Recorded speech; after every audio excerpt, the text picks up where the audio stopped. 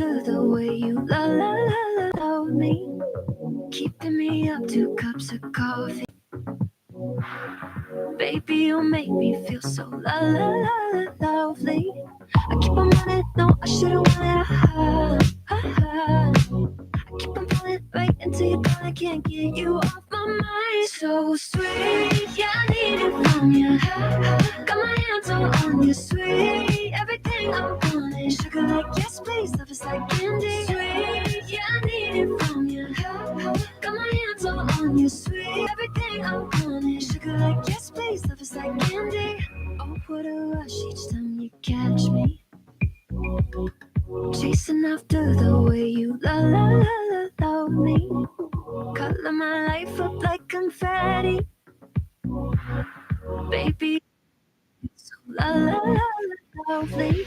I keep on running, no, I should've wanted a keep on pulling right into your thought, I can't get you off my mind. So sweet, yeah, I need it from you.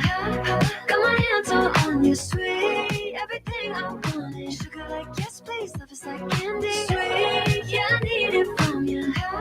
Got my hands all on you, sweet. Everything I want is sugar like yes, please. Love is like candy, sweet. Yeah, I need it from you. Got my hands all on you.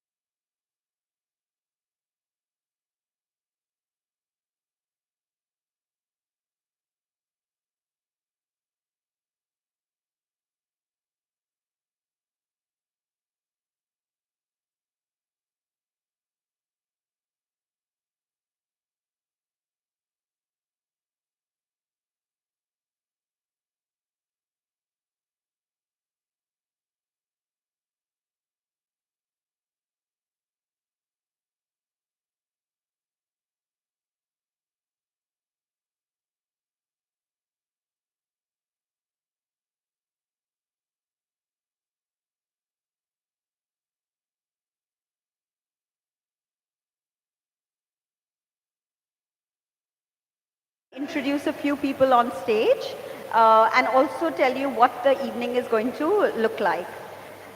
Before I go ahead, let me begin by inviting Mr.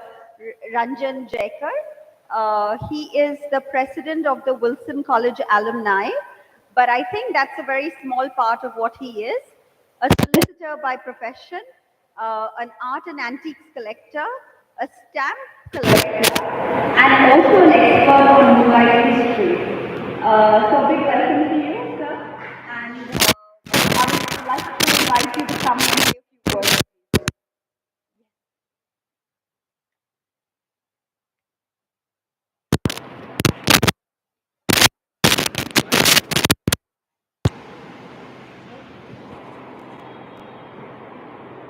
Good evening, ladies and gentlemen.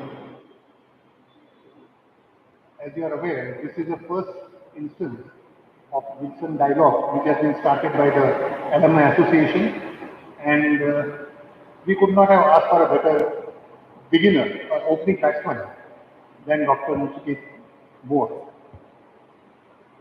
It appears that quite a few audiences watching this online, and so therefore we have got some empty chairs.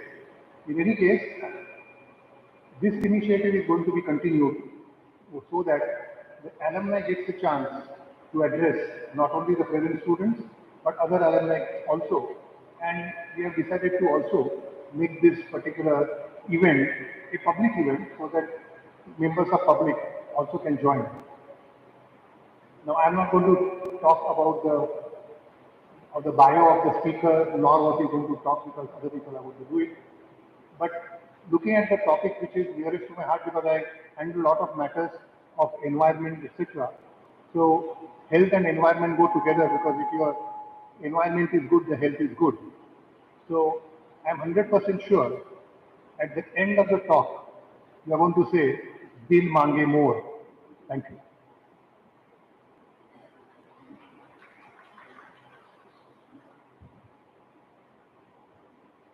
Now I'm going to request Dr. Jameson Massey to come here and tell us a few words. He's our in charge principal and vice principal of the Wilson College Alumni Association.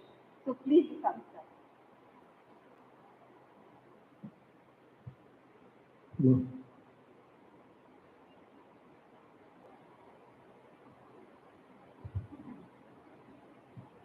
Hello.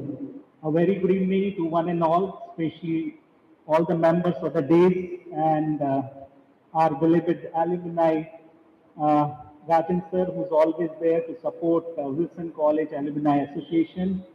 And I really happy to see Nachiket Mor sir first time. Yes, I'm meeting him first time. So thank you, sir, for accepting our invitation. It is really a moment of great pride and pleasure to welcome you all to this special evening at Wilson College Hall as we gather for the launch of the Wilson Dialogues, an initiative by the Wilson College Alumni Collective. Friends, let me share something. You are already aware of it, that this session is on public health and our role as community is not just a lecture, but it is a reflection of our collective commitment to meaningful conversations that inspires learning and social responsibility. We are truly and very honored to welcome back to campus one of our most distinguished alumni, Dr. Nachiket Mor, a leading economist and public health expert. His contribution to health system reform, financial inclusion, and public service speak volumes. But for us at Wilson, his journey is also a powerful reminder of the values this institution instills in its students, that is, integrity, excellence, and service to the community. So I take this opportunity to sincerely thank and appreciate the Wilson College Alumni Association for engaging and organizing this remarkable lecture. Thank you, Wilson College Alumni Association. because their dedication and sustained efforts have been instrumental in reconnecting our alumni across generations and in creating platforms like this that foster learning and dialogue on issues that truly matter not only to us but to the vast society and community of our country. To our current students who are sitting in this present hall, here joining today with us, and also those who are looking the live stream or present in the live session. Let this even be an inspiration. You're walking the same corridor where people like Dr. Moore once walked. I was talking to him and I could recollect, some of the good things about Wilson College, how he started his journey. The journey from these classrooms to making a real impact in the world is not just possible, it is happening. Let tonight's session ignite in you a vision not just for personal success, but for social purpose. In closing, let me say this. Wilson Dialogue is more than just a series. It is a bridge between the legacy of the past and the promise of the future. Thank you once again to all alumni, faculty, students who made this event possible. Let us now welcome Dr. Nachiket Mor with a warm round of applause.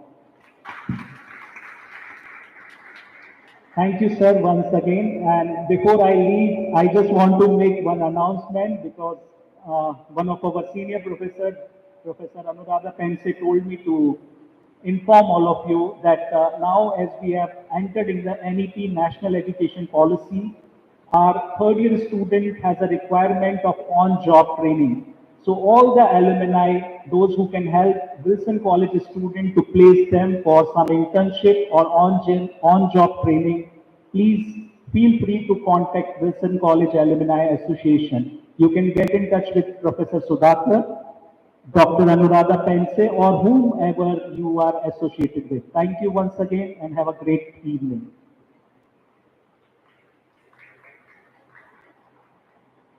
Before we call our speaker, I'm going to ask Professor Sudhakar to come here to give an introduction. But before that, what I also want to do is give you good news and bad news. Good news, we have 40 minutes where our speaker will speak.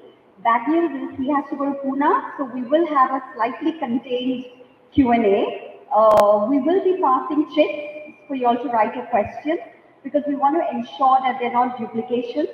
And now let me give the mic over to Sir to introduce his 3 a.m. friend.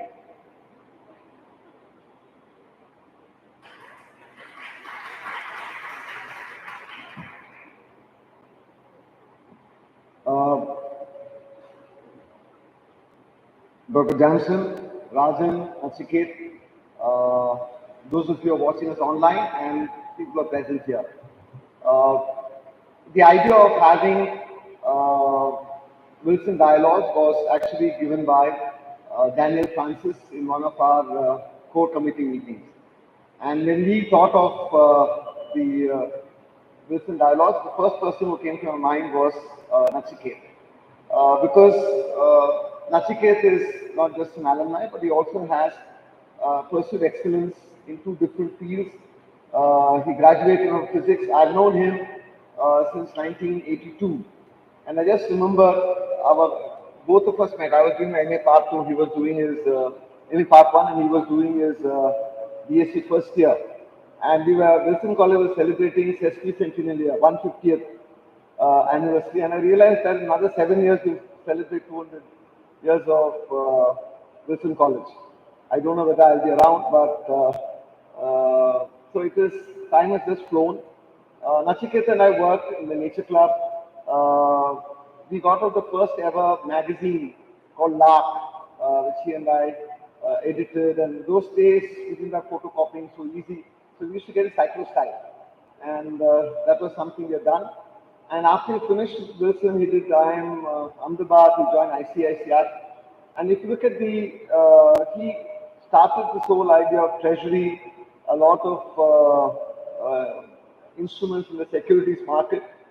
And then he decided that he also wanted to make a larger contribution. While he was still with ICICI and the ICICI Foundation, he started something called Sugavallu in Tamil Nadu, which is the first public-private partnership for better health and health insurance. And as director of the RBI, he was in charge of the Nachiket Mor committee, which was for financial inclusion. And as a part of public health or even finance, I've had conversations and he reads extensively and he's very well informed. I remember when we talk about microfinance, I was only familiar with Grameen Bank and Bangladesh, but he had read extensively on similar experiments and he told me the experiments in Brazil is something. So I've learned a lot from him through conversation. And I'm very happy that he's agreed to come and talk to us on public health. And of course, he's doing a lot of work on public mental health. And that is something which is relevant for all of us in this age of stress. Thank you, and I'm sure it will be an enriching experience for everyone here. And I'll hand over the mic back to Raj.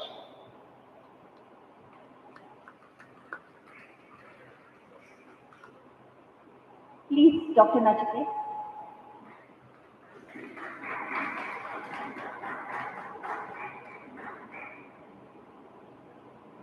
I want to thank the Wilson Alumni Association and Wilson College for inviting me to talk to all of you. I've been a student here, as was informed to you.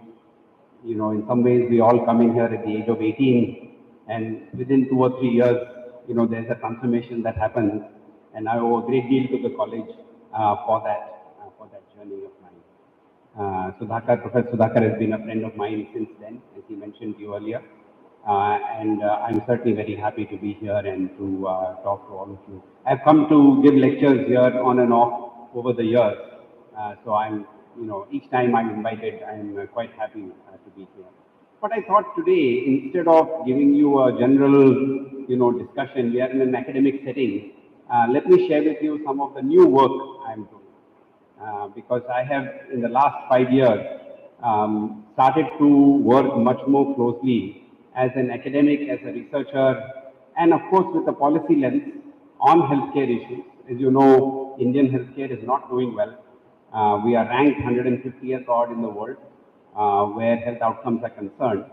And many parts of our country, as I will talk a little bit more, are going through a very difficult situation. And one of the challenges India has and will have is that our growth rates are not fast enough. Just to give you a number so that you have a sense in your head, 1990, India and China, we both had $350 per capita as our GDP. China, from 1990 to 2023, grew that GDP at 12% per annum. We grew it at exactly half the rate of 6% per annum. Today, their GDP is $12,500 per capita. Ours is $2,500 per capita. And there's a real fear that we will grow old and we will grow somewhat sicker, but not rich. And any problems that we have to now solve, therefore we have to solve here and now. And we have to use all the instruments in our power. And there are some instruments that I feel we have not explored properly. And my today's lecture, it's work in progress for me. It's new work I'm doing. But what I find is it is not an area worldwide that people have looked at as carefully in an applied sense. People have studied it as anthropologists, they've studied it as researchers, but have not looked at what does it mean for the ground. So I will talk about it. The topic I want to talk about is called the cultural evolution of health. It will be, forgive me, it will be a bit abstract and a bit technical. The copy of my speech is with Professor Sudhakar. If anybody is interested with all the references, everything is with him. He will be happy to share it with you. But please bear with me. I hope you will find it interesting as an idea. It's certainly something I'm working on quite a bit. One of the issues that we have all heard, is that we need to exercise more, eat less processed food, get enough sleep, manage stress. And these are not hidden messages. Every everywhere you go, people are talking to you about it. You open the TV, people are talking about it. You go to social media, people are talking about it. And they come to us from multiple sources. And yet, unfortunately, what you're finding is that not just older people, it is certainly happening to older people, but even younger people are starting to see heart attacks, you're starting to see advanced diabetes, and every family today knows somebody or the other that has died prematurely or that has died an unhealthy life because they did not follow the advice that is there everywhere with us. So the question that I'm interested in is, why is this happening? They're all smart people. Why are we not acting? I teach a course at the Indian School of Business on health systems design. My students are all doctors, 45-year-old doctors who want to, learn more about broader issues, right? One of the questions comes up is, why is knowledge not working? Because one of the things that they say is our patients don't listen to us. We tell them what to do and they don't do what we say. I ask them all to share with me their waist size, their own waist size. They're all 34, 35 inches. If you are so smart, you know everything, why do you have a waist size that is clearly unhealthy? Right? Knowledge is not the issue. In fact, there is a paper I've cited here which talks about how Kerala doctors, Kerala's smart people, good health systems, they are amongst the most obese doctors in the country. Again, highlighting the fact that knowledge is not enough. And most people actually are worried. It's not as if people don't care about health. They say it's okay. Somebody died. Recently I read some film actress passed away prematurely at the age of 40, of a heart attack. Now maybe she was, because things can be somewhat, even if you lead a good life, things can go wrong. But it's possible there were other things happening there that she has not sorted out. So that's the issue that I was concerned about. And my research is starting to show that our problems of why we are not able to do this go deeper. And there is a phrase in one of my papers that I have cited, which is, we see the modern world today with what we call prehistoric eyes. Because when we evolved, just to give you a set of numbers, average life expectancy was 24 years. And 30-year-old was an old person. Human beings ate once in 3 days. There was no salt available. You were craving for salt because it was not available and sodium was essential for life. That is the environment in which our culture evolved. We are the same culture now looking at an environment where there is a lot of plenty.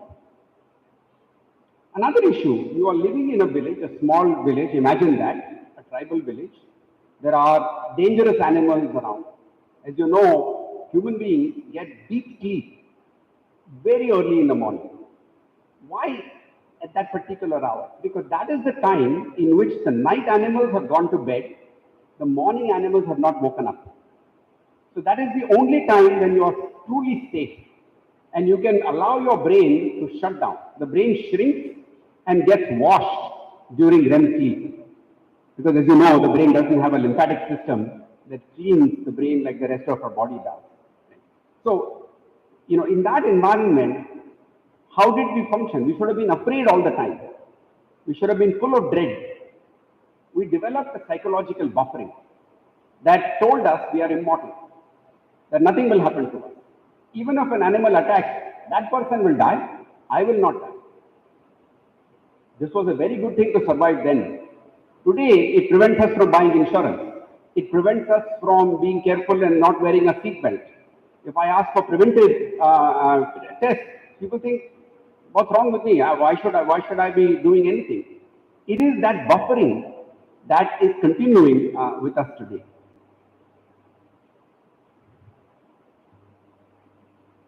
So, my thought, which is what I'm working on, is what is missing is not so much advice. People have given us advice. It's not as if we are dumb, we are not, we don't understand what that advice is. But somewhere our culture has not adapted to this reality that we find ourselves in. And this is the broad insight of this work that I'm doing called Cultural Evolution of Health. The question I'm asking is, what can we do about this? This will change. This culture that we have today will change over the next 100, 200 years. But in that much time, hundreds and thousands of people will die. A state like Kerala, for example, diabetes proportions have shot up to 30%. There is a fear that in the next 5 years, there will be an epidemic of amputations. Every home an amputee because of untreated, undiagnosed diabetes. Now, through that we will learn. It's not as if this will not shock us and we will not learn. Can we avoid that cycle? Can we become healthier today so that we are able to respond to the challenges of the modern environment without going through the old processes of survival of the fittest and people dying, etc.? And that is the key question that I'm looking at. And often, when you bring up the topic of culture in any conversation in policy circles, they understand finance, they understand regulation, they understand AI, but they think culture is some soft stuff that, yes, it's good to talk about over a glass of beer, but it isn't really something substantive that we can work with. Through my work, I'm hoping to show that is actually not true. These are actual tools we have that we can deploy to allow us to move forward. And we have to think about what is the mechanism by which, what we know is right also feels right for us to do. So that when we wake up in the morning, we don't have to think about, oh my God, I have to go to the gym. Oh my God, I should not eat this bag of chips, and I'm resisting that bag of chips. It comes to me naturally, and I don't think about it. And in the reality of culture, it goes very deep. Just to give you some examples, in many Indian households, many households around the world, food is not just nutrition. If a wife or a husband is cooking with less oil, people will say you're being stingy. Guests have come and you don't know how to welcome them properly. Right? If somebody says during Diwali, some person says, I don't want any sweets, people will say, oh my God, you're being so rude. People are giving you sweets, you're not taking it. You go for an exercise in the evening, some people will do, but many people it's a very foreign idea because exercise was seen as something poor people did, or we did when we were prehistorically going out in the jungle, but rich people don't do exercise, right? Because that seems very much like, carrying loads from place to place. The whole point of my becoming rich. Why would I do this very strange thing? And this is the dissonance that we have to try and work at. And there is this idea, which is, it's a storehouse. One interesting thing about human beings is that we have two pathways of evolution. One pathway is biological, right? But that's a slow process. What allowed us, during a time when evolution could not have happened, but we survived in the desert, we survived in the Arctic. These were cultural changes that we made, the food habits that we established, the rituals that we established that allowed us to survive. My brother was in a hostel in Nainital. Every day before going to bed, they had to lift all the covers and make sure there are no scorpions. Even to this date, he lifts all the covers to check if there are no scorpions. Because that's a ritual that became a survival tactic in Nainital, which was very cold, and scorpions would love to hide inside blankets to make sure that they stayed healthy. So, how do we make healthy behaviors natural and make it a part of our, what I call the accumulated culture, which is the accumulation of all the various cultural insights that we have. How do we come back to it? And the challenge with accumulated culture, just like biology, that while it's a good thing to protect us from many environmental issues, it's also very resistant to change. So, for example, fasting is a very important part of our culture.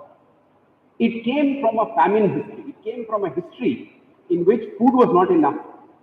So you had to conserve food. And often it became the women who fasted, because the women, one of the reasons we survived and the Neanderthals passed on was because there was a specialization in labor. And women said, well, maybe we can manage with less nutrition. Let us conserve food for the family fasting became a ritual. Now, this is a very good idea for, let's say, Kerala, but a terrible idea for West Bengal. And I will talk to you a little bit about why the difference between West Bengal and Kerala and why this idea of fasting is one of those accumulated parts of our culture that is inconsistent with good health.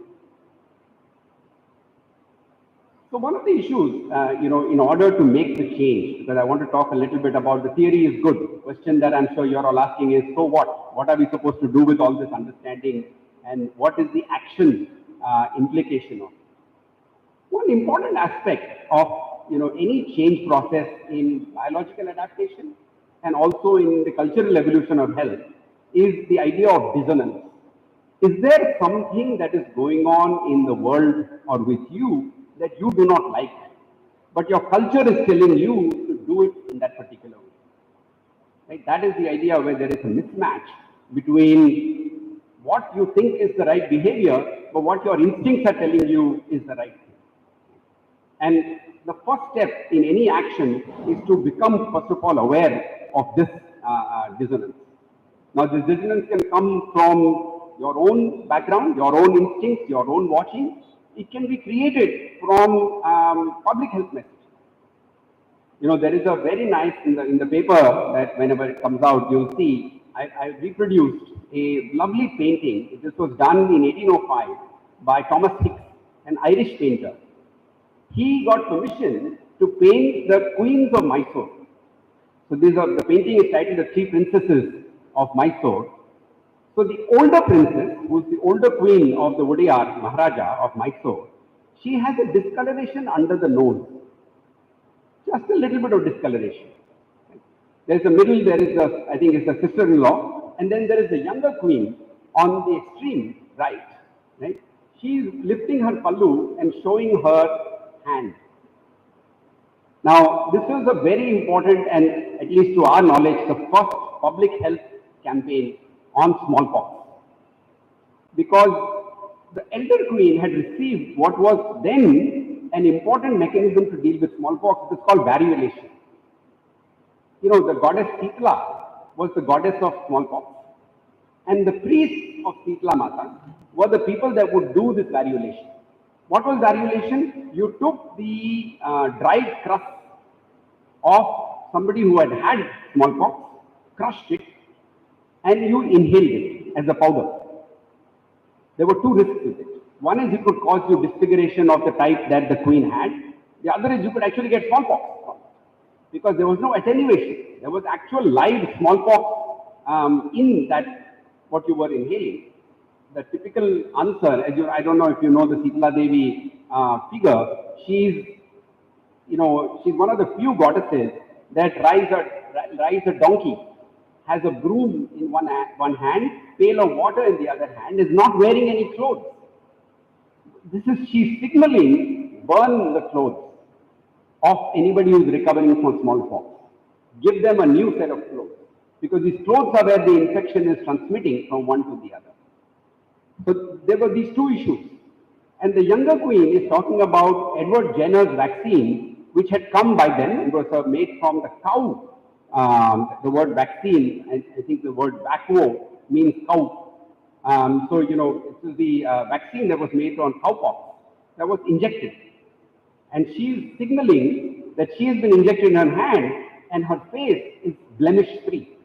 And she has not gotten any blemishes. Now, this can create the dissonance. In fact, smallpox is a very successful story that I cover in some detail in my paper as to how you rapidly evolved a hundreds of years old culture of variolation and moved it to vaccination, even though there was a lot of practice that was there.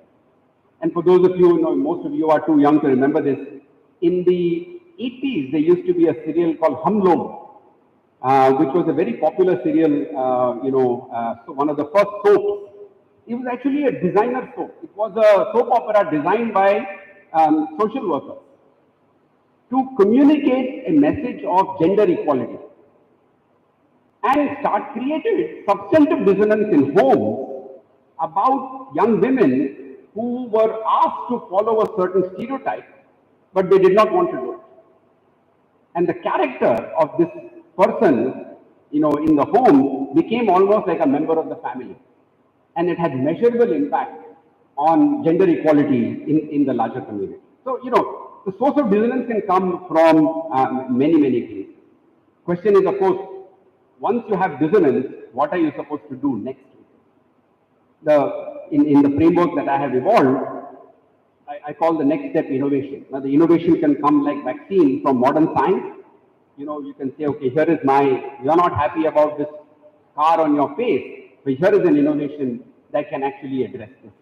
It can come from routine day-to-day practice. Somebody has figured out, some diet change that they think is appropriate. For many pregnant women, you are given, halwa. When you are pregnant. Now, halwa was not a natural, it's a Middle Eastern idea that got incorporated into our culture because it was high calories, high nutrition, and innovation that people felt was appropriate for many, many people to take on. And, so it can come from many sources. And in fact, oftentimes, the innovation is already there. We have to see the dissonance to which it connects, so that's a big gap. The innovations actually are many, you can learn from around the world. But the big challenge and where things falter is how do you transmit this innovation so that it becomes a part of the culture. Because simply advertising, simply telling people what to do can create all kinds of problems. Like, for example, there is often, and students like you would have seen ads everywhere about smoking causes lung cancer. It turns out that if your prefrontal cortex is not well developed, right, which it is not until the age of 25, a message of high risk can increase consumption. Because now you want to impress your girlfriend or your boyfriend or defy your father and say, oh, I don't care about all this. It's a source of strength for the adolescent because that's when they experiment, that's where most of the things that are new happen. So it's a very powerful thing, the fact that our prefrontal cortex is not settled down. Our immaturity is an important part of our development and our evolution, but in this particular area, it's not very helpful.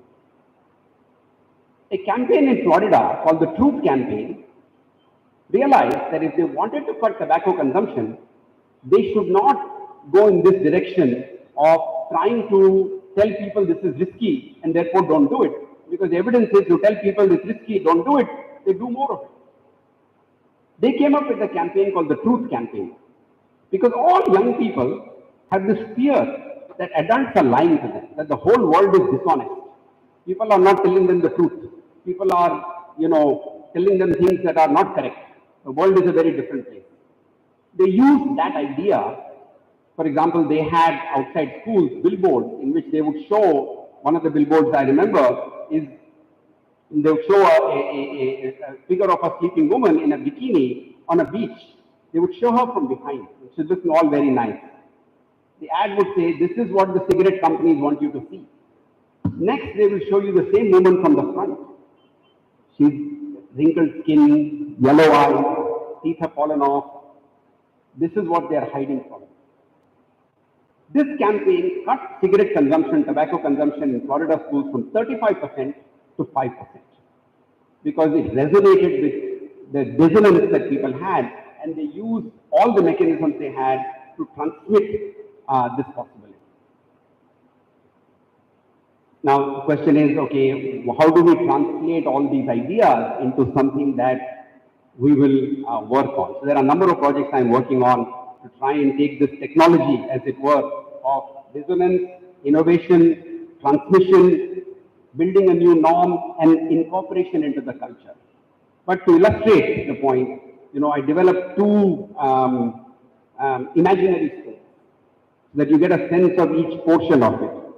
So one of the issues that we are dealing with in Kerala is, that state has been a developed state for a long time. As you know, we now have evidence that people from Kerala traded with the Romans hundreds, thousands of years ago. There's a new temple that has been discovered just, I think, last year or 2 years ago, which finds, the Egyptian name for Indians were Meluhans.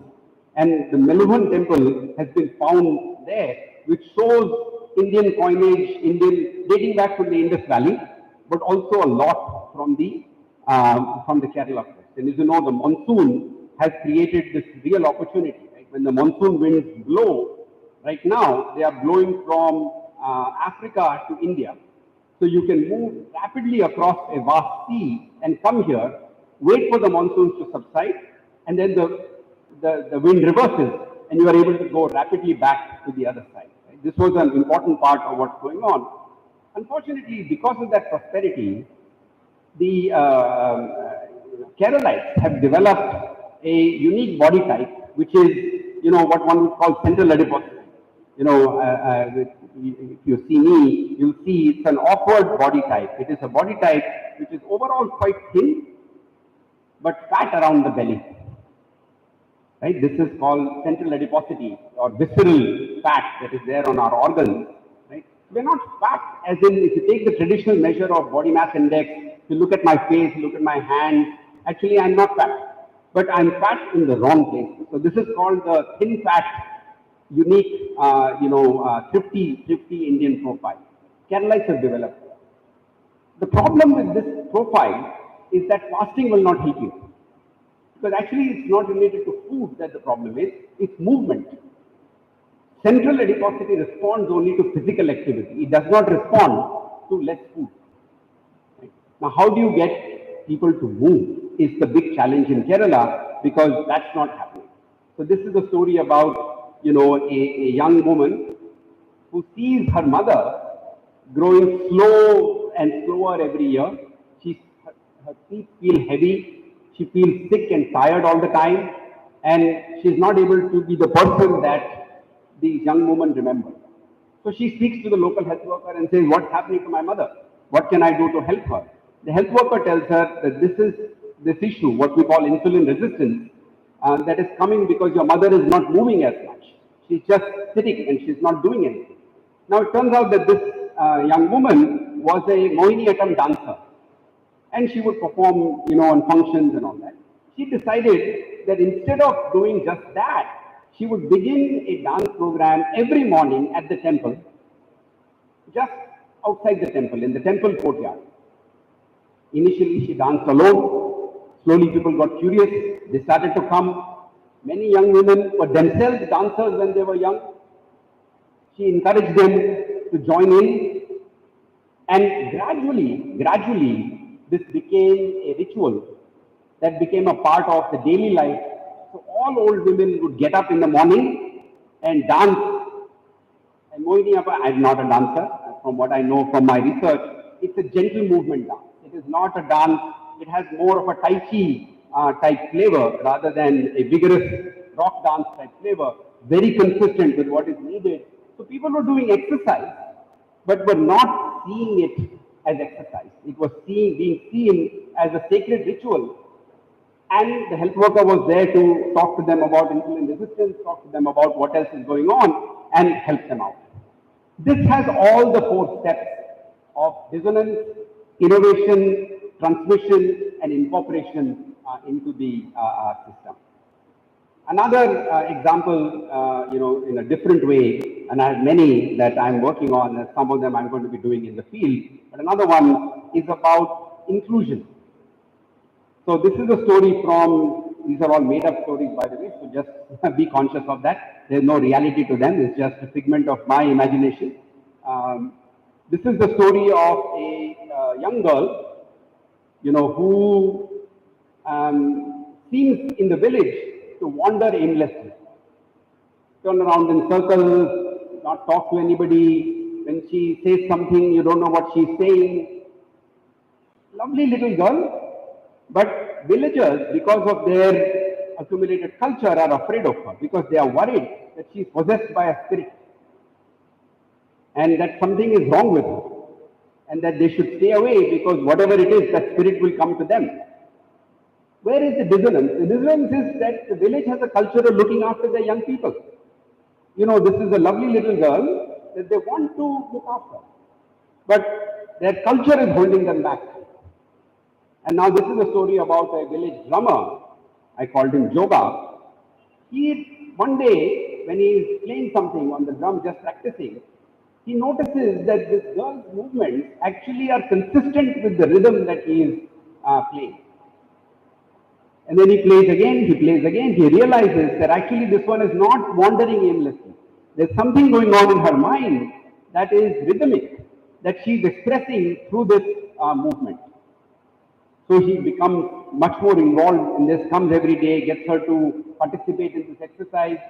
Other children join in, it becomes now a game that everybody is playing. The teacher who had thrown the girl out of the class, she starts to join in and starts to document what is this new activity going on. Gradually this becomes, on every new moon, they do this dance, that's the name after this girl, that allows them to include her in the village and make her a part of their community that she is, even though she continues to remain neurodivergent because her autism, which is what it was, it's not a curable condition, it's a part of who she is. Again, this has the same overall process as we go forward. I'm now working on a project with a university on substance abuse. And the same question is coming up as to why is it that an 18-year-old shows up in college, largely drug-free, largely substance-free. Why is it, what can we do to make sure when they graduate from college, at the age of 21 or 22, they remain substance-free? Now, colleges have a dominant culture that gradually, what we call accumulated culture, of who's cool, who's not cool, what kind of behavior is appreciated, what kind of behavior is not. And you come in as an insecure young person, not sure of your identity, and you are now exposed to this culture. And you feel like you need to conform to it, and you need to get into it. What can we do using the tools we have of cultural evolution of health to reverse this situation, where we change the underlying culture of the college, where the cool thing to do is to look after yourself. The cool thing to do is to resist and to have the discipline and the bravery that requires, that would be the celebrated thing, rather than being ironical, being cool, being, under the influence of drugs. So I have not yet done all my work on it, but I'm using this technology that I've developed for the cultural evolution of health to go from some abstract stories and abstract ideas to actual real problems on the ground to try and see what we can do about it. What are some of the mechanisms by which culture changes? One is we have to look at dissonance very, very carefully. Oftentimes, for example, in a college environment, college students will often say they are stressed. There's too much going on. One reaction to that is to say, tough it out, nothing is wrong. But the other is to be conscious of that. What is that stress? Why is that dissonance there? Is there something I can do through that innovation? So another project I'm involved in with another university is emerging suicidal ideation. People who are facing stress, what are they doing about it? Right? That's the dissonance that we have to work with. Then we have to look at what the innovations are. Are there opportunities there that we can, figure out either there is something already going on the ground that we are sensitive to, something that people are doing elsewhere in the world that we can learn from, something that science is telling us about what is happening on the ground. For example, just to give you an example from science, suicidal ideation. Once somebody has gotten into their head that their life is not worth living, right? Counseling becomes very hard for them. Right? You talk to them about counseling, it bounces off. We now know that if you give them a fast-acting anesthetic called ketamine, it's a very quick anesthetic. It has an hour's life. When they wake up, not only have you disrupted their suicidal thought process, you opened their receptors, and they are much more open to counseling than they were before. Again, it's an innovation that has come from modern medicine. But it need not be that this is a better innovation or that is a worse innovation. These are all sources of innovation that we have to work with. Then, of course, the issue is we have to have the patience to figure out the transmission mechanism that we have. Once we figure out the transmission, how do I incorporate it back into the cultural vocabulary, the cultural grammar of what people are saying, so that it becomes natural to people as they move forward to go in this. Now, some people have told me, well, are you saying therefore this is against modern medicine? Are you saying that this modern medicine is not a good idea? But you've seen from the various examples that I gave, actually there is no conflict. This is just one more tool that we have. We have to recognize that our accumulated culture was designed to fight infectious disease. Why do we not, for example, eat fresh foods as much as we should? Because our cultural memory is that of infection. We know that this can carry parasites, this can carry. Now we started washing it, we started doing it, but there was not practices earlier, there was no water available. Iron, why do we not take iron? Why is there so much anemia in the country? Malarial parasite thrives on iron. In fact, the reason Indians survived malaria was because they became anemic. Because you don't have enough iron, you are able to resist malaria. In fact, if you read the older books, if you look World War I accounts of doctors, they would bleed you. Bleeding you was a popular mechanism of treating you. Why? Because malaria was the dominant disease. By bleeding you, they made you anemic. Because you became anemic, the malarial parasite could not find purchase. And in some cases, you recovered quicker than the loss of blood. Unfortunately, in many cases, you died because of loss of blood. But it was one of those treatments that in some cases actually worked quite well. Now, how do I evolve this culture as we move forward to figure this out? I have another paper in which, for example, I compare different regions of India and what is going on with them. Just to give you a quick example, the Kerala story I told you about, central adiposity, insulin resistance, they're not able to deal with the problem. Let's switch to West Bengal. West Bengal, Bihar, Jharkhand, Tripura, I'm sure including Bangladesh, they have a history of famine. Some of the biggest famines have happened in those areas, and I'm told this is not just a recent history. Prehistory, this has been a challenge for them. Their bodies have evolved with a high level of beta cell damage. Beta cells are cells in your pancreas, and they are making less insulin. And because they're making less insulin, they are responding very quickly to even mild amounts of sugar, and they're not able to control that level because insulin is not enough. In Bengali, we cannot celebrate the thin person. The thin person is increasing diabetes because that phenomena is actually not good for insulin deficiency. It is very good for Kerala, but very bad for West Bengal. Chhattisgarh, tribal state. A lot of the tribes came from Africa and then moved to India, grew inland, no salt. They started to develop what we call salt conserving body types, right? Because there was no salt available. Now in Chhattisgarh, a lot of mining activity began. Fast foods, salty foods started to come in very quickly. Small increases in levels of salt, hypertension levels have shot up. So Chhattisgarh, you will find no diabetes, lots of hypertension, lots of blood pressure. What is the number one source of death in Chhattisgarh? Stroke. It's a direct sequelae of hypertension. Whereas in West Bengal, in Kerala, you're seeing much more diabetes related issues. Right? Now, how can I take this variation? There is this field called precision public health. How can I go precisely to this area and say, you need to solve the problems of this area using all the tools you have? And one of the tools is the tool that I mentioned to you earlier. What can technology do? Technology, of course, can do many things on the curative side, but what about for us? One of the areas in which I'm exploring is, can artificial intelligence help me understand better the stories of the area? Can I feed it its cultural history and say, give me new stories based on what I think will work here? Artificial intelligence can digest large quantities of information and can start to see patterns that as a human being, I'm not able to see. And they can suggest to me, maybe this is a mechanism to try because it fits with this, doesn't hurt with that. That's a mechanism that I could deploy on the ground to study the stories, the songs, the dances of what these people are doing and develop new methods of figuring it out. Right?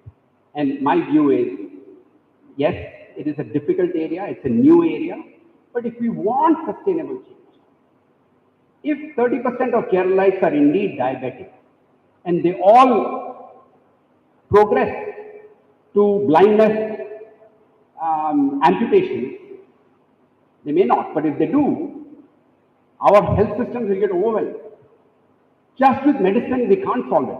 We can make a lot of difference with medicine, but if people don't take medicine, what can you do? We have to find other mechanisms in which the process that takes hundreds of years, that happens naturally, we're able to accelerate. And people stop wanting to eat potato chips, stop wanting to eat sugar, because now there is a new cultural defense mechanism that they have for it. They are not, it's not ad campaigns that are telling them don't do it, because maybe those campaigns are actually increasing consumption and not reducing consumption.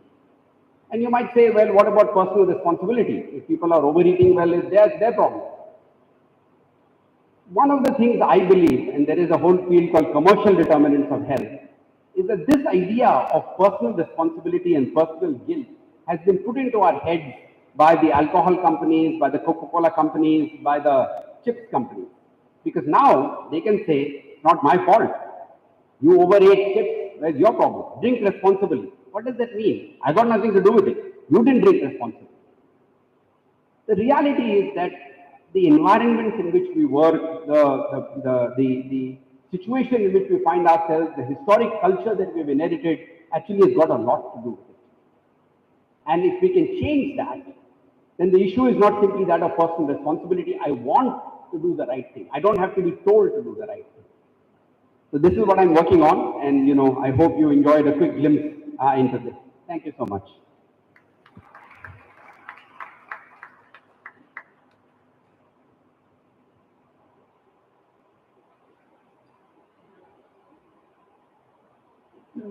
Thank you so much for that. I don't know whether I need anyone's questions because I have so many. But this is really very insightful. So, should I say Nachiket or Dr. Nachiket? Yeah, you need the mic, I think. So, I think that could be. Okay, so the first question I have is with your very first statement on where we are when it comes to our GDP. How can you stay hopeful in such a hopeless situation? Because it just feels so overwhelming when you are so low down with the demographic divide that we have and the size. The reality is that if we harness the tools we have with us, the money we have is more than enough. I have a paper that came out, I think, last year in a journal called The Lancet, South Asia version, in which me and my co-author, we find that current Indian expenditure on healthcare in 12 states, government expenditure, is enough to give everybody free healthcare across the board. You might say, well, but I don't see it. I don't see people doing it. That's because they have not thought through the design of it. They're not figuring out what is the best way to spend that money.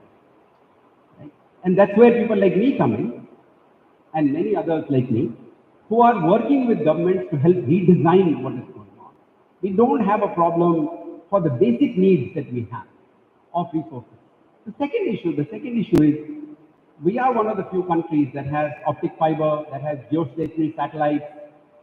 We are able to leapfrog and build health systems, potentially education systems that could be superior to the rest of the world. But we have to find a way to convert all this promise into something real. Because my view is we cannot wait for growth alone to lift all our boats. We must do both growth and equality together. And it will help us in growth. It may seem like it's a contradiction, but actually it will unleash a power of 1.4 billion people, when today it's a very small group of people whom we are relying on for building our growth.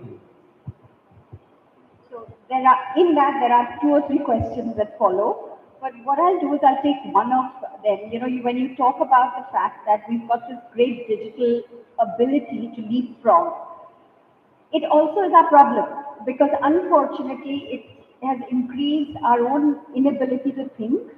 In many ways, it's a certain amount of rational, broad thinking has gone. We are not, today we become even more lethargic because we become slaves. I mean, it just so easily has enraptured us. And it's also been proved, unfortunately, even when we got digital, what we could have done with it is very different from what we do with it. How do you like now again that's design, right? What should be done in colleges, in by government to ensure more responsible benefits of the digital leapfrogging? There are two, three issues here, and maybe it'll take a longer discussion. One is, oftentimes, as researchers, we mix up causality and association. For a long time, even I believe that high social media exposure leads to poor mental health. The research is showing we have understood the direction of causality wrong. People who have poor mental health are showing high social media use. And actually, the social media use is being helpful rather than hurting. But we now need to understand how can we convert that power into something that can move even faster. I teach a course at the Indian School of Business.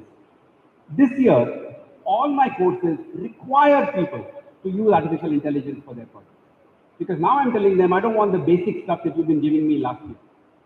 I want very advanced insights from you. I will insist that you use ChatGPT, SciSpace, whatever it is, the tools that you're familiar with, and I will teach you some new tools to give me something that is 5 steps ahead. And now I don't need to learn Python, I don't need to learn this, that, and the other. It's all available to me at the fingertips. Earlier, a lot of my students who come from backgrounds that English is not a national language, I would read their submission and I would say, who wrote this? I can't understand anything. Now, I don't need to worry about it. Whatever they have in mind, they can express beautifully with the help of all these engines. So I am actually very optimistic, and I don't think a lot of damage has been done. On the contrary, we are starting to see the opportunity only now because people have used it so much, right? And they know what to do with it. I don't have to teach anybody to use for health workers. I can give protocols to them on health without any training. Because for most of you, when you open your iPhone or your Android phone, you don't read the manual. You switch on the button and you get going. And it teaches you as you go forward. These are all powerful, powerful tools that we have. And it's a matter of how do we, now it is true that professors, teachers like me, professors like here, will have to think, okay, my God, this is a new world. How can I, instead of resisting this idea, embrace it? Now, I'm finding it challenging, right? And all of us will find it challenging. But I think it can give rise to a truly critical, high-quality thinking that would have been hard to do in the traditional. Today, for example, for my paper, I'm able to take the help of AI, and in a systematic review, you typically have 20 papers, and that's enough. Right. My papers are now looking at 400 documents. Many of them are books. Physically, it would have taken me 3 years to do. Now I'm doing it in a matter of days with the help of all these tools. And I think I'm producing outcome that is genuinely new and genuinely insightful relative to what I would have been able to do if I didn't have these tools. So can I assume as an alumni, you are telling our college that we should be AI prepared and we should embrace it rather than resist it? It's not for me to advise anybody. I'm telling you what I'm doing, but my sense is that, in a way, it's a direction that we are going whether we like it or not. Right? What can we do to jump ahead? Right? Because I think it gives us an opportunity to leap rather than incrementally crawl our way forward. But we have to use the tools. We ourselves have to understand. Until I started using AI myself, I didn't know what it was. I didn't know what it could do. So Nachiket, another question. This is on, because your entire conversation was around culture. It is today a culture of convenience, right? Our food habits have changed because of a culture of convenience. So in many ways, the cultural norm has changed. Who is the gatekeeper of culture, and how do we ensure that the best of it comes to us? So my belief actually is that perhaps that's not what has happened. We evolved in a culture of starvation. We are now faced with the same culture, a new environment. So our culture is the same. Right? Our understanding of infectious disease is inconsistent. That's why COVID we did much better. You told people to wash hands, leave your shoes outside. It was easy behavior. Because this is what we are used to doing routinely, because infectious disease was something we were always worried about. We need to talk about NCDs, heart attack, cancer. We don't know what that means. Vaccine, we don't know what that means. My view is we need to evolve our culture from what it was to what it needs to be today and be able to address the modern challenges that we are seeing in organizations do it. You know, I was talking to a friend of mine who was in charge of the Taj Hotel when this terror attack took place. Right? I asked him one day, after all the hullabaloo had died down several months later, I said, what mystified me after reading all this is why did the employees not leave? They knew how to go. Why did they stay? He says, we have created a culture that was strong attraction. Now imagine if a commercial organization can do it. Why can't we in our society, in a college? That's why the work I'm hoping to do with the college, with the university, I'm hopeful about. That I can, I don't know, I will know 2 years later, 3 years later, build a new culture in which being protected against substance abuse is the cool thing to do. Right. And, you know, as they say, they are smart, but we are not dumb either. We will use all the power in our technology. So you mentioned COVID, okay, and I'm sure many of us have the same thought process. I am completely mind boggled that after going through what we did as a world, we've come back to our old habits. So because our culture has not changed. That's the issue. Right? The cultural anchoring is very strong. Why why do all diets fail? People have great resolve, not more than 2 years. Even at great resolve. Because our revolution is fighting against it. We have not seen fat and salt and calories. Our mind is still 200 years old, 2000 years old. We need a new approach to think about these issues. That's why COVID didn't produce any change because we saw it as a medical phenomenon. It didn't change our culture because we don't know how to do it. It happens accidentally. Like I told you, Hum Log did that for gender. People started having a conversation. You know, Uganda, you know, of all places, they believe, being a highly religious society, that for HIV/AIDS, the direction to go was abstinence, being faithful, and condom usage, ABC. Widely successful program because the church got involved, the priests got involved, the larger society got involved, and built new cultural norms. Botswana copied that program, utter failure, because they thought it's a billboard campaign funded by the American evangelists. It didn't work. You know, I mean, look at substance abuse. Everywhere you see billboards talking about tobacco is bad, this is bad, that is bad, yet students are unchanged. So, you know, it needs a deeper surgery in the brain to change that. Do we have the time for that? No, that's the opportunity for people like me to think about, that's a challenge for people like me. Are there tools we have? And it's not an either or. I'm not saying therefore we stop public health campaigns, we have to do that also, this also. How can we bring it all together? Otherwise, what is the college to do with substance abuse? Before I go to some other questions, I'm going to request Rajesh to see if there are any other questions or anything that's come online. I also have one more question, is this whole thing of cultural misappropriation.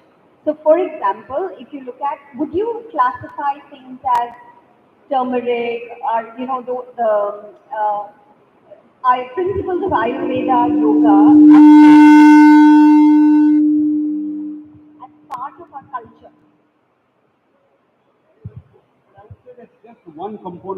would call a medical like. So Ayurveda is a historical form of allopathy. It's not a cultural tool in the sense of non-medical tool. Are there other tools we have? This is where I worry about fasting. I worry about what we are doing with vegetables, what we are doing with our for example, what types of when you have a large feast. When you have a large feast, for example, Diwali or something else, why is the culture of overeating the dominant culture? What can we do to reverse these ideas? Right? So this is a deeper in the mind situation. Because the medicine doesn't change who I am inside. And unfortunately, if I want to deal with diabetes, I must move. I cannot just rely on medicine. I must walk more, I must move more. And I don't need to move a lot, just a little bit. But how can I make it possible? I met a young man who built large homes and buildings for senior citizens. He discovered the 10,000 steps. So what he has done now is all his design, the temple is a little bit further away. From the temple to the morning coffee, he counts all the steps as 10,000 steps. And now every senior citizen in his complex has to walk 10,000. Not because he told them here they have to exercise. This is their routine. If they want to go to the temple and have coffee, there's no choice. Right? Now these are the techniques we will have to learn to adapt our culture and to use other tools to bring it. So before I continue, I think there is one question here. So thank you, sir. I was thinking that it was a great talk and we learned a lot from your talk. Since you are working on the policies and other, you are involved with the government policies also. And we have touched upon the topic like COVID-20. So we were talking about the COVID. I'm not able to hear you very clearly, sir. There's echo in the... Yes, sir. So you were talking about COVID-20 and it happened accidentally. That's what you mentioned just now when we were having this interaction. Could you please share something that in future, what would be the pandemic? Because you see a lot of changes in lifestyle and all. So what would be the main cause? If we talk about last two pandemic, we see cholera and then it was related to lung. Now what could be the next, pandemic may be? And maybe because you are deeply involved in this research, I think your group would have definitely think and, seen some simulations and all studies. Can you please talk about something, what would be the future pandemic and related to which? Yeah, I mean, hard for me to give you a pakka answer. I don't have the biology and the knowledge that I have, but I have a paper on One Health in which I look at some of these issues, and I spoke to many researchers that are modeling this concern. Their fear is we'll get more severity and more mortality very quickly in shorter and shorter time. Right? Because there are many forces that are now working together of deforestation, of lifestyle, comorbidities. Diabetes will create an epidemic of amputations, but if you're diabetic and there is a respiratory virus out there, you're much more vulnerable than if you're not diabetic. Because now the body's immune system is no longer able to respond fully to what is going on in the world. Medicine will help us. Unfortunately, what is happening is, the virus has a half-life, lifespan of minutes, seconds. It lives in 1 year, millions of lives. Imagine the rapidity with which it evolves. Bacteria are now evolved to form cell membranes that don't allow antibiotics to go through. They didn't have this capability earlier. They were not differentiated. Right? And you can see now there's built-in cilia at the end that is building a membrane of bacteria, not allowing. Now, of course, new work is going on. There is a wonderful researcher at MIT, Bengali researcher. She's working on nanobots. So these are some cell computers, robots that will eat the virus because they are the same cell structure that there are. And she's injected into your body so that you can do. So it's not as if medicine has no hope left. But my fear is the age of medicine as we know it may be very short-lived. Because around us, the organisms that we have will dissolve quickly. I was at a TIFR yesterday. Their research is showing that, for example, a lot of babies are being born through C-sections. Another area of my work. Right?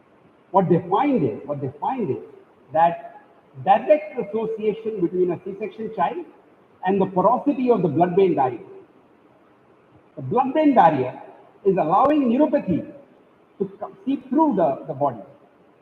Now, again, they're looking for cures. They are figuring out, are there simple tools that you have to restore the blood-brain barrier so that the brain doesn't get impacted as badly. But we will have to use some of our other tools. That's why I'm excited about this cultural revolution of health. Because if we, with all our work, can figure out how to accelerate a slow process, culture will evolve slowly. How do I use my modern understanding to make it faster? So that sitting here, these young people, they no longer think it's cool to smoke, no longer think it's cool to have, a bit of cocaine. A healthy life is a cool life. Until they think that, we will keep telling them do this, do that, they won't do it. So suppose if we say, like, if we keep aside bacteria and viruses, and if we talk about the lifestyle change, then what message you would like to give to these young minds? Can it be related to the lifestyle changes also, as you have covered some of the topic in your talk No, also? so I'm viewing them more as not so much as people who I will lecture to, but more as fellow travelers, as fellow researchers. I would love for them to engage with me in a conversation about how to change the culture that they are living under today. What tools do they think are there? What innovations are happening? How can we transmit that? So that, as they say, there is a viral nature, the social media word viral nature, to this rapidity of change, because frankly, they know what is happening in their environment much more than I do. Can they develop new eyes to see, wow, where is the dissonance? Where are people unhappy? What can I do with that unhappiness? Now, and then look for innovation. Does medicine have an innovation? Are there cultural innovations? Are there ideas here? Like this dance example I gave. It's a made-up example. Right? But why not? Maybe dance is the thing to do. Right? Yoga became very fashionable as a mechanism when the West adopted it. And many Indian smart thinkers, some of whom we may not like so much, but they saw a nice opportunity to reintroduce something that was our culture, but make it cool. So you talk about cultural change, but as an environmentalist, I talk about a behavioral change which we have seen in the COVID pandemic. So which one you No, would say I that? think culture is the mechanism through which you get durable behavior. Yes, yes. So I'm not viewing culture as a separate thing from behavior. How do I behave in a manner That is what. that is instinctively feels good to me, but it's also healthy for me? Today, unfortunately, eating a bag of chips is what I want to do, but it's actually not good for me. How can I bridge that gap? Because if I don't bridge it, my fear is, now there are other directions. I could increase the price. Philadelphia, Mexico, they doubled the price of Coca-Cola, sugar sweetened beverages. 70% drop in coverage. Coca-Cola came up with cheaper alternatives. The thing is, sugar is not very expensive. Just increasing prices will not help us. In India, we banned tobacco, gutka advertising. You open the TV and you say, my God, this guy is advertising gutka. Right? Why is he advertising gutka and getting away with the law? Because they're doing surrogate advertising. People tell me that this trouble that Mr. Malia got into with Kingfisher, the entire airline was an advertising campaign for beer. Because he could not advertise the beer, he built an airline. So that he could easily talk about Kingfisher and get people to drink a lot of beer. Right? The question is, how can we reverse that? As I said, if they are smart, how can we be smarter and do something? I'll give you a quick example. For one of the lecture series I organized, I invited a young woman from University of California, San Diego. She works on gender issues. So she works on Twitter. She is identifying using some 25 million messages using artificial intelligence, misogyny. People who routinely write bad things about women. That's who they are. Her algorithm quickly points out this bot or this individual is misogyny. Now, she hadn't done that work yet, but the next step in that work was, how can she use her technology to start new bots and new messages that makes this guy very upset? So that he starts to say really bad things and Twitter bans him. Get him to a point where he's thrown out of the school and get him to the point quickly. I don't wait for months for this person to be ejected. I wait for minutes. Her view was, they are smart, but we are also smart. We'll figure it out. That's I think, the underlying message to these young people here, because they know their culture. And my view is we can accelerate this change. Medicine is not the only tool we have. Fiscal policy is not the only tool we have. Those are important tools. I'm not saying they're not important. They're important tools. This is another tool that we have. Can we explore it better? There are isolated examples. It's not as if nobody has done it, but in a consistent tool way, it's what I want to go about doing. And what I understand is people haven't thought about it in a rigorous, high quality manner in this way. But I think it's a powerful tool and we can work with it. Thank you, sir. And I feel like, you have, break the ice to give them a message of sustainable, environment, that what is a sustainable environment. Thank you. Thank you. So I have one question for you. You talked about mental health, right? And we all agree that between the age of 18 to 25, 26, there has in India particularly, there has been a rise in mental cases. I'm referring to bipolar tendencies, schizophrenia, violence, criminal tendencies. These teenagers are culture. Now we were talking about culture and how culture is related to diseases. We had a strong culture. We always had a strong culture in India, particularly. Why is this change in this era? Is it only because of other influences? Can not our culture help us to revert back? Is what I mean to say. And what is your take on it? And what is you think as a nation, as a policy, we are doing about it? So the reality, ma'am, is that there are many things going on which are not necessarily transitions that are bad, but that are imposing on us a different set of stresses. Why does Bihar, for example, have such a low suicide mortality? It is very poor. It has a strong family structure still intact. Unfortunately, Bihar will have to urbanize. As you urbanize, other good things happen. Women's empowerment changes in an urban environment. The joint family oppresses the woman. It's not a holy thing. Something bad is happening there as well. Right? In a city, there is some statistic that shows a girl that grows up under a sidewalk, under a bridge in a city will have a better future than a girl living in a modest home in a village. Because patriarchy is keeping her down. So good things are happening because of urbanization, bad things are happening because of urbanization. Now the question is, we can't go back to the joint family. We may not even want to go back to the joint family. What can we do as we think through these joint family issues? In fact, the whole day I spent at TIFR yesterday. I have a paper on mental health strategy for India. What is the pathway to zero? The good thing is, science is telling us some very interesting things. For example, what you just said earlier, the reality is 50% of all mental illness manifests before the age of 14. 75% by the age of 24. Yeah, that's what I said. Now the opportunity is, where are these children during this period? Schools and colleges. They are available to us. They have not disappeared into the workforce. They have not disappeared into the community. What can we do inside these? So, for example, in our paper, we have a simple game that we have started to work with now in Assam called the Good Behavior Game, which is a game that exploits the fact that the prefrontal cortex is rapidly developing at a very young age. Now, imagine a child that was at home until the age of 5 and now shows up in school for the first time at the age of 6 in grade 1. At home, they were a little emperor.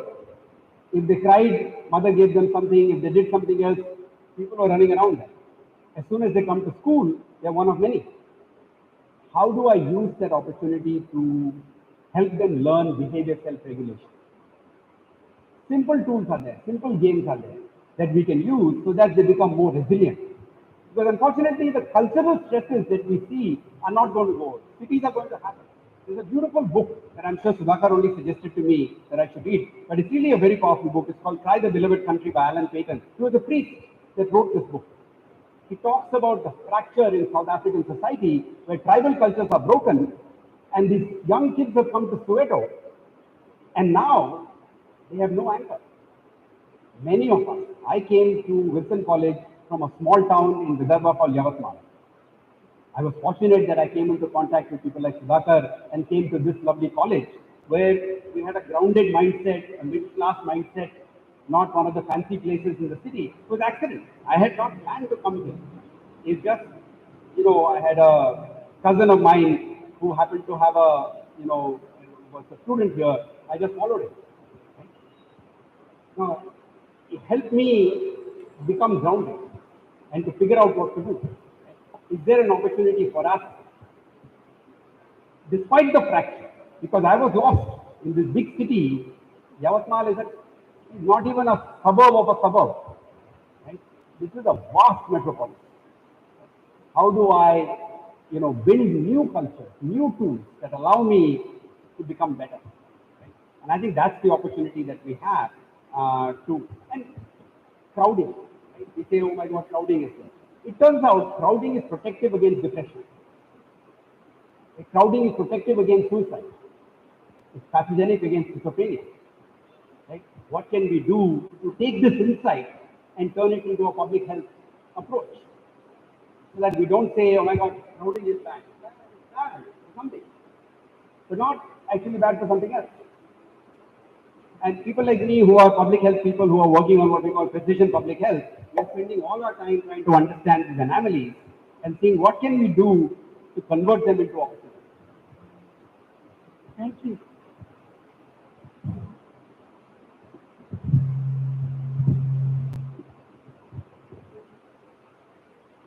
Now working? It's working.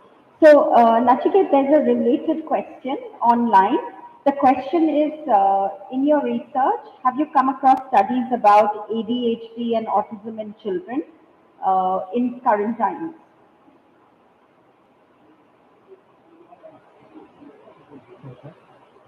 The direction my work has gone, there is this. I teach a course in public mental health, and one of the topics that I talk about is called perspectives in psychology, perspectives in psychiatry.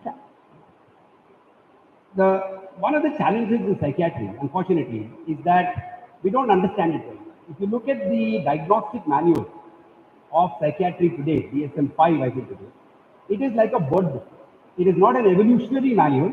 It doesn't tell us this disease originated from this to this to this. It just describes the disease and labels it. There could be diseases that look very different but have a common root. We don't know it. We don't understand the science behind it. So this perspective is an approach towards that. What it suggests is that conditions like autism spectrum disorder are more dimensions of our personality. They're not diseases in the classic sense of the word. Correct. They're detectable early. You can act on it. And one of my thoughts, I'm working with an NGO called Nayi Disha in Hyderabad on this. So, for example, to give you an example, if you have a 1-month-old child and you pick her up with her hands, there's a test called the head lag test. Does the head follow or does it lag when you pick her up? When you go to a child and a child is playing, naturally, the minute the child notices you are there, she will involve you in the play. She'll show you something, she'll get involved. If you are asocial, child is not even paying attention to you. You know there is some early indication of development, not autism, something else. But I can start acting it. I can start doing something about it without waiting for a diagnosis, which will come at the age of 3. But I can start working with a 6-month-old child.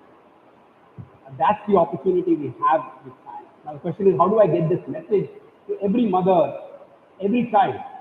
That's a challenge. Right.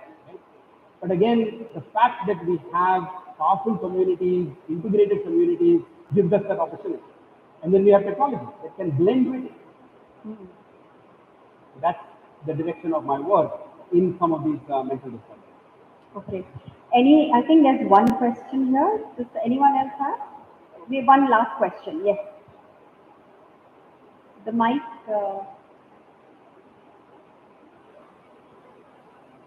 This will be the last question from the audience because we're just mindful of Nachiket's time. Good evening, sir. My name is Sunit Das.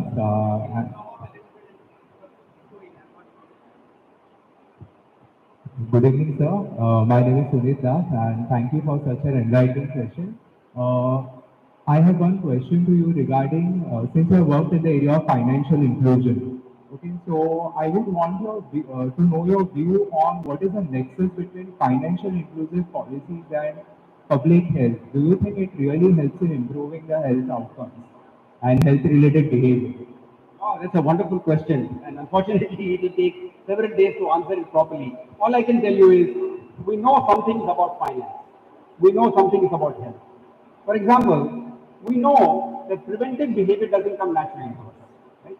If I ask young people today, young women in this room, how many of you have had cervical cancer screening? The numbers would be virtually nobody.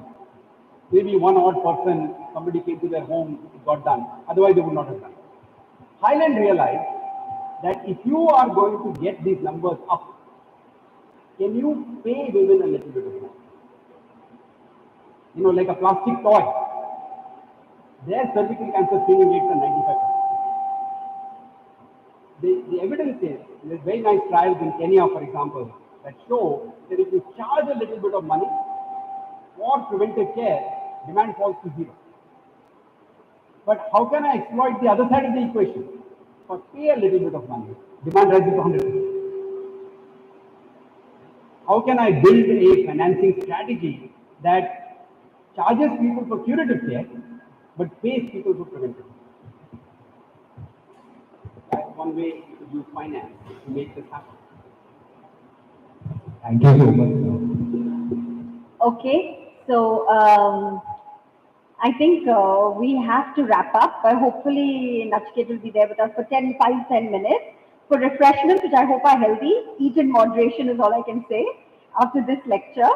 I will also like to invite again on stage Mr. Rajan Jaikar and Dr. Jameson. We have something small to thank Dr. Nachiket with.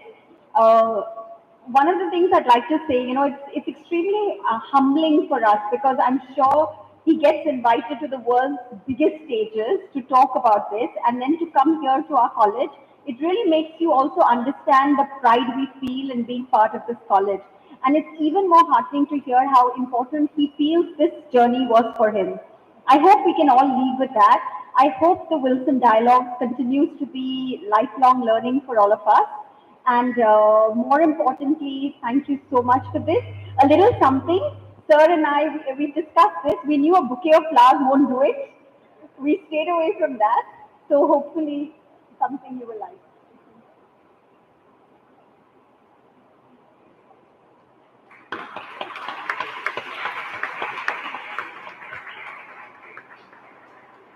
Thank you so much. Thank you for everyone also for coming.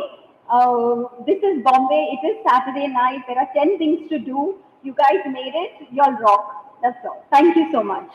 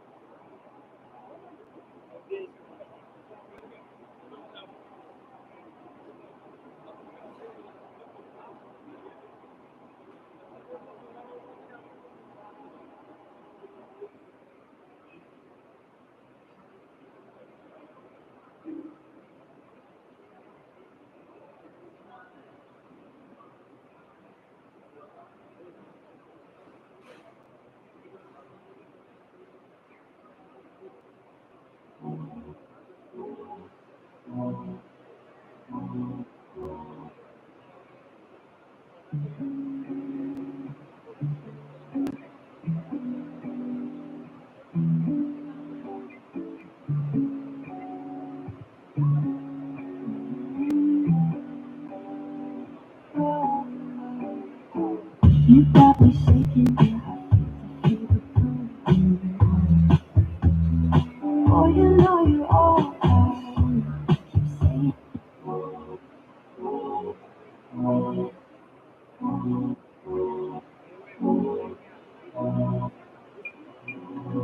nothing out there can ever stop me. way you love me, keeping me up 2 cups of coffee. Baby, you make me feel so lovely. I keep on running, though I should've wanted. Keep on falling right into you, but I can't get you off my mind. So sweet, yeah, I need it from you. Got my hands all on you, sweet. Everything I want, sugar like yes, please, love is like candy. Sweet, yeah, I need it from you. Got my hands all on you, sweet. Everything I want. Hello. When you go to the refreshment stall there, please don't forget to use your mobile phones to scan for the feedback. Although we are going to send the feedback link tomorrow to all those who are online also, but at least those who are here offline, my request is please use that scan and send in your feedback. It's really valuable for us. Keep on falling right into you, but I can't get you off my mind. So sweet, yeah, I need it from you. Got my hands all on you, sweet. Everything I want, sugar like yes, please, love is like candy. Sweet, yeah, I need it from you. Got my hands all on you, sweet. Everything I want, sugar like yes, please, love is like candy. Yeah, I need it from you.